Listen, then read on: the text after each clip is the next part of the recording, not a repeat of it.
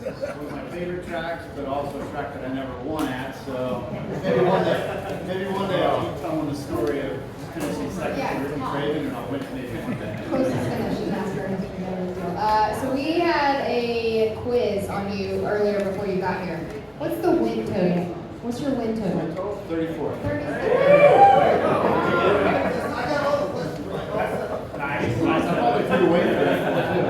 Okay, so we're back at Darlington, starting the playoffs. What is your fondest memory of this racetrack? Is it the finish, or is it just coming to this old slick? I know racers love this place. So how do you feel about Darlington? Yeah, this is one of my favorite tracks. It's one of those driver tracks where you have to really manage your tires, pace yourself, and make sure you work through the 500 miles with the right patience, but also the right aggression. And with restarts these days, it's bonkers. But at the end of it, once you get strung out a little bit, like 10 laps into a run, that's where a driver really makes the difference on running the high line and making sure you're not abusing either the right front, if you're on the tight side, or the right rear, if your car's sliding loose a little bit. But yeah, my fondest memory probably is the championship run, though. In 2004, we finished 6th. But I bounced off the fence a ton. I was caught up in a little wreck in turn 3 at one point, and we had a bunch of fender damage and had to start back and work our way back up. And it was one of those days where we had to get a solid finish because I think it was like 4 races to go back then on to win the championship. So that one was a big battle. It's like Arlington, you can lose your championship way more easily than you can win it at this track because of how tough this track is. We always hear that obviously the Coke 600 is like, oh, their endurance, and the Coke 600 is so tough. Christopher Bell, our pole sitter, said that he actually thought that this race was more challenging than the Coke 600. Agree or disagree? I agree. They're neck and neck. You know, it's Charlotte, the 600, and then it's Darlington, the Southern 500, are the 2 longest and most demanding races on the driver. Road courses are tough. Martinsville's tough. But just the length of this race, this one, a lot can happen in 367 miles. Why is it that every driver wants a Darlington win on this? Is it just because it's so tough to race here? It is, yeah. It's that like feather in your cap, yeah. tough card. Like I want to Burlington. And I've been racing a long time and never got the chance to win here. And it's one of those where I feel like I missed on this track and Watkins Glen. I finished 2nd there a few times, but didn't quite win with the cup card up there. And those are the 2 that I look back on and go, man, I really wish I could have had one of those trophies. Well, you officially announced the retirement last week in Daytona. We did a special presentation for Kurt in the drivers meeting, which basically kicks off, for all of you that don't know, pre-race festivities. So the drivers have to come into this room, they watch the safety video, they unfortunately have to hear my voice for like 15 minutes, and then they're on about their way in race day. But I got emotional in the video. It was a very special video, but you have brought an element to a team that every single team that you've joined has gotten better. I felt like they needed what you brought to the team. What do? Do you change the water spigot? What do you do when you come in a team that makes everybody better around you? I think it's the attention to detail. It's the work ethic that my father instilled in me. I had 3 different jobs when I was a kid in construction, and to work on a race car, though, that felt like it was a day off. And to learn how to scale the cars, string them, set the caster, the camber, and work on the cars, and then to race them, I always wanted my dad's job to be easier as the crew chief, as the car owner, as the guy that was helping me work on the car. I was just trying to give detail about the car's handling. That way it would help make everybody's job easier. We'd have fun while we were doing it. And I think that's just the spring in my step that I always brought into different race teams was we're going to have fun while we do this, but we're going to work our tails off, and we're going to work smart, and we're going to go win. That's the biggest thing. It's like, it's not if we win, it's when we'll win.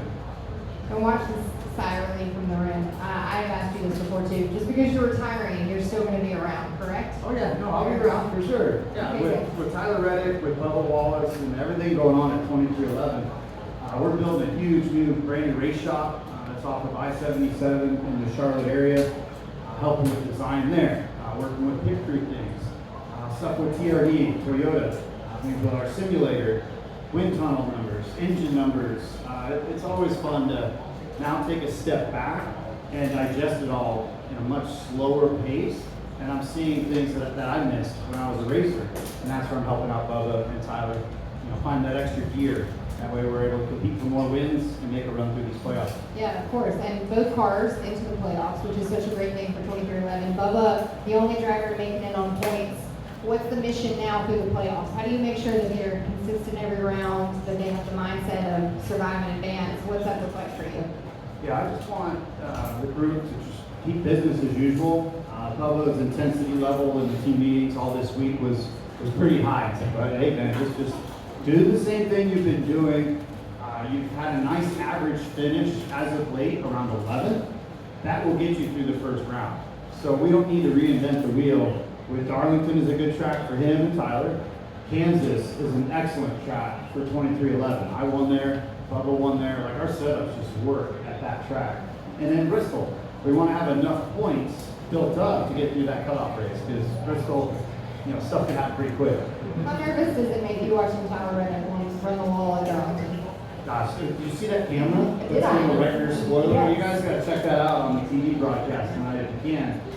It's a camera that's mounted behind the clear rear spoiler, and it's right on the right rear fender on the wall. And so it's almost nauseating watching it go around and how cool of a view it is. I was watching during practice. We covered practice and qualifying yesterday, and I was like, he's for sure hit the wall 20 times. He did not. I don't know how he did it, but you drivers make it look so easy. What are the keys to tonight's race, you think? Obviously, we're going to wash tires. I know it rode a lot of stops, but how do you just survive a place like Darlington? Yeah, it's a mindset of each set of tires. We have 12. This is a track that we use the most tires on, which means the pit crews have a busy workload today. It's hot, it's a long night, and they've got to stay hydrated. They've got to stay in the game. And it's a mindset of every 35 laps. Basically, you're looking to pit, and you watch when other guys peel off and they pit. And if you're strung out and you're spread out, you want that clean air though, right, as soon as you come out of the pits. So you want to try to time it where you jump in front of somebody, or at least have clean air when you pull back out, and that way you can gain lap time. So watch around lap 35 of each run. So if there's yellow at lap 110 and they take the green, you're going to see action around 145, whatever it may be. So add 35 every time they take the green. We love starting the playoffs at Darlington because it's a true racer's racetrack. But how do you feel about this playoff field? It's stacked, loaded, but young. Weird. Well, yeah, because I'm not in it. I was. No, it is. Like, Harvick's still out there. Kozlowski's starting to sneak up there in age a little bit, but it is a young group. The favorites to me are William Byron, Martin Truex, Denny Hamlin. And then there's always that one Ford that seems to work its way through. So whether it's Harvick or Keselowski, McDowell's got a shot at it, but let's call him one of the dark horses. Notice he doesn't. Yeah, Buscher's been super Buscher's surprised. been super surprised. Notice he doesn't put the jinx on the old 8 there.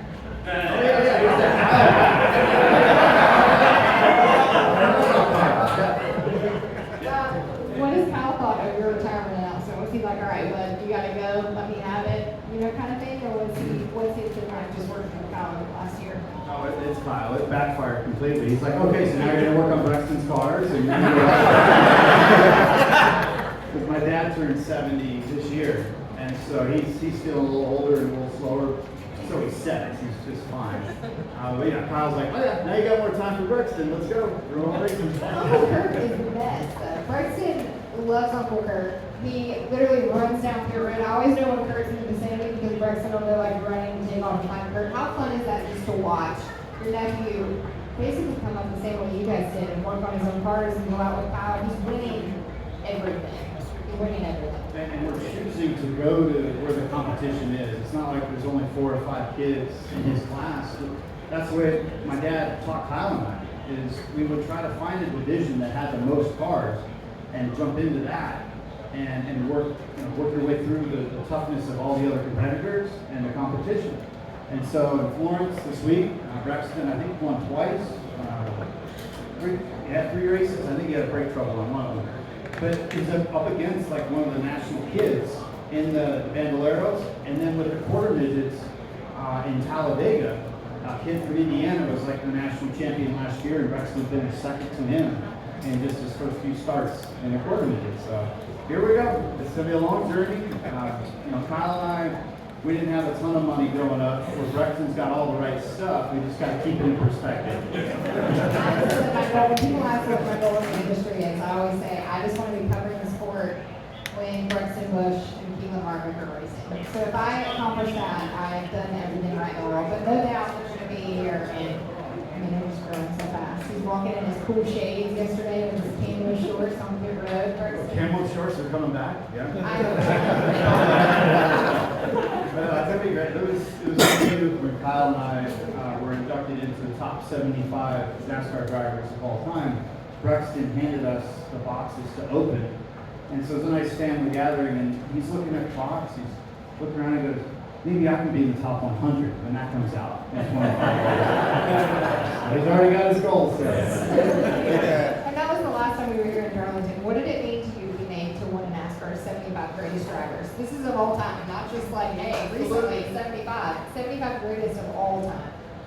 It's quite an honor. I never expected things to turn out this way. I just kept working hard, and yeah, I made mistakes, wrecked a bunch of stuff, won a lot of stuff, but it's been a great journey. And talking with Jim France, the president of NASCAR, he says the Hall of Fame is the Hall of Fame. It's special, but he says to be in the top 75 of all time, that's something that is more important in his mind, and that's when it really set in. That's when it was like, wow, this is very special. And to have, like our family, to have two brothers make that list, it's amazing, because we were basically just working at a gas station just down the street from the racetrack in Vegas when we were growing up as kids. I feel like the death, taxes, and Kurt Busch in the Hall of Fame. You know, it's kind of like okay. It's going to be an all of it. I hate taxes. I take all of it. Death isn't very there, but yeah, Kurt Busch in the Hall of Fame is top for sure. Okay, well, what do you hope for the future of this sport? It obviously feels a little bit recently like a passing of the bar. There's a lot of younger drivers that are up and coming. There's so much talent in the sport right now that is making their way through the series. So what do you hope? I asked Mike Helton the same question. What do you hope for the next 10 years? There's the heritage of our sport, tracks like here in Darlington. There's also the growth and the new places, the new venues. The LA Coliseum with the Chicago Street Race. I don't know why we're still not racing up in Canada at that Montreal track. I see a few global races. Now, whether they're for points or not, I think that's important to do. Whether it's just putting these cars, now that we're starting to get a stockpile of these cars built up, we could just put them in a container and ship them to England or to Germany or into Europe, even the Middle East, and go do some exhibition races in like December or January when things are a little quieter. So that's what I'd like to see, is more of like the Formula One approach, where it's a global expansion and it continues to bring in new fans, but also stay true to our roots and to stay right here in the South. All the race shops in Charlotte are going to start to renovate. I see that happening, just with the new car and the procedures and how they're built. I think more excitement that needs to be done in Charlotte at the race shops here. You could let them know, like the Bahamas would be nice. I raced in Bushy. It's called Bushy Park in Barbados one time. So that's a little course down there. That's great. Okay, finally, before I let you go and go on about the day, I know it's a busy day, but looking back on your career, how much have these race fans meant to you, just as a driver, as a person? You've had some of the most loyal fans. They've followed you throughout your whole entire career, and we're all excited for this next chapter, but what have they meant to you? No, thank you so much. It's been a great ride, and I'll still be around, but just like years ago when I was getting booed a lot, and I was just like, this is passion, this is real, this is okay, I'm all right with it. And then when I finished second here to Ricky Craven in that awesome battle, and then raced in Loudon, New Hampshire, where Ricky's from. Later that summer, all the fans were cheering me in a way because I had raced their hero from New England with a lot of respect and with class. And that meant a lot to me. Like, I'm getting booed in a lot of places, and then I go to New Hampshire, and they love me up there. Because I raced Ricky. So all the different regions, the Midwest was a huge growth spurt in the 2000s. with Chicago, with Kansas, Texas. Those Midwestern fans really changed the game, and now we race twice in Phoenix, twice in Vegas. Now we have the Desert Southwest fans that are very passionate, and like California Speedway in the SoCal area. I raced a bunch there as a kid, and those fans always came out to support me. I've had great sponsors that have helped push it. Like with Sharpie, of course. Miller Lite was a lot of fun. You guys know what I'm saying, right? And then with Monster Energy, we're always up to something. We're always doing cool things, whether it's a moto event or a rally event.